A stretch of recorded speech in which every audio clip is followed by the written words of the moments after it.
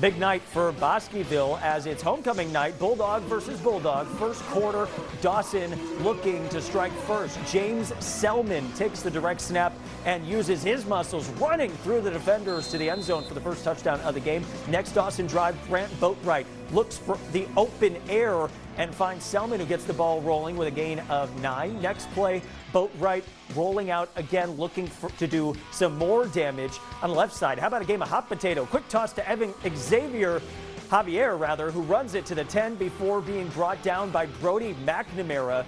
Later in the drive, Boatwright taking it himself. He goes right up the gut of the defense, shedding off tackles. All he sees is green, using his speed and getting into the end zone as Bosqueville wouldn't go down without a fight, though. In the second quarter, it's Cooper Kent dropping back deep, using all of his arm strength and just launching it deep to Keller Silver. He beats 2 defenders for the touchdown to put the Bulldogs on the board.